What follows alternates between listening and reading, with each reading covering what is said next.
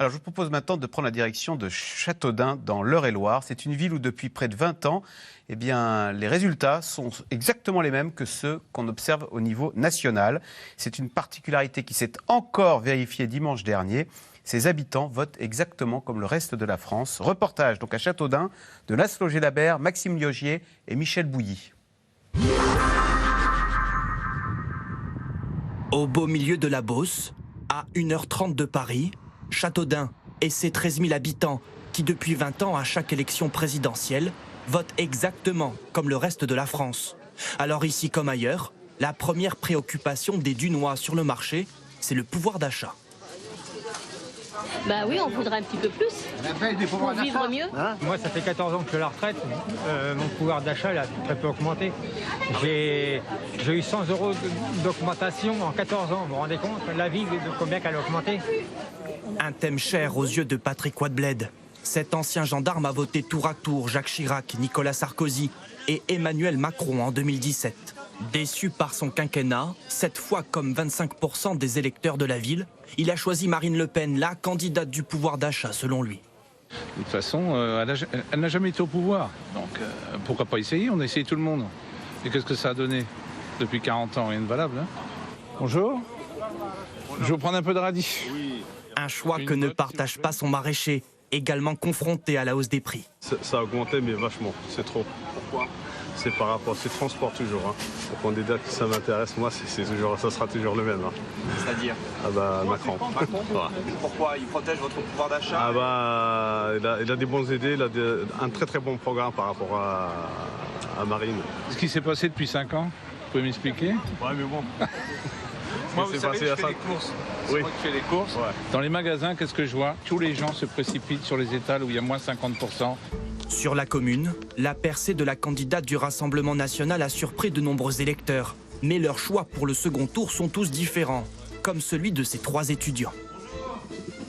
Moi, je vais prendre une bière en 25. Une bière 25. Parmi eux, Léo Breteau, 20 ans. Lui a déjà pris sa décision. Je vais voter l'abstention au deuxième tour. Au premier tour, moi, j'ai préféré voter Jean-Luc Mélenchon par rapport à sa politique pour les jeunes, l'écologie. Enfin, je me retrouvais plus là-dedans. Et voter pour Emmanuel Macron, ça me serait un peu me tirer une balle dans le pied parce que je suis étudiant. Et sa politique pour les étudiants, elle est pas si...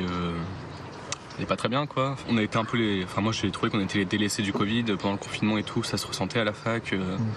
La décision de son ami n'est pas du tout au goût de Laura Marie, qui a déjà voté Emmanuel Macron au premier tour. En ne votant pas, en ne faisant pas un choix, au final, on donne une voix à Marine Le Pen parce que quand on voit les statistiques, elle est quand même sacrément élevée par rapport à Emmanuel Macron. Donc tout peut jouer et je pense qu'à l'heure d'aujourd'hui, on ne sait pas réellement qui va passer, contrairement à en 2017. À Châteaudun, Jean-Luc Mélenchon a raté la 2e place de 197 voix seulement. Aux grandes dames de Mahmoud Bilguine, ancien ouvrier dans le bâtiment, il est aujourd'hui employé dans une industrie. On est en 2-8, donc 5h, 13h ou 13h, 21h. Et ça, combien de fois par semaine? Toute la semaine? Toute la semaine, du lundi au vendredi et des fois le samedi aussi. Avec cette cadence de travail infernale, une mesure dans le programme du président sortant ne passe pas. L'âge de départ à la retraite repoussé à 65 ans. J'ai 43 ans aujourd'hui, j'ai déjà des troubles musculo-squelettiques depuis 5 ans. Et me voir travailler, porter des charges lourdes à 65 ans, je ne me le vois pas faire.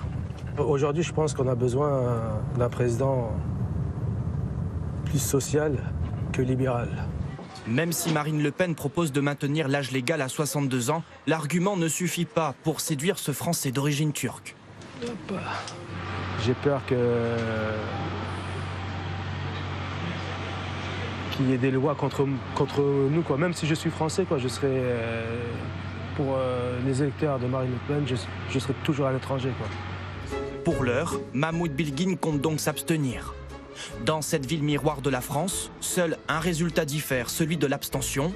Il était de 32% à Châteaudun, contre 26% au niveau national.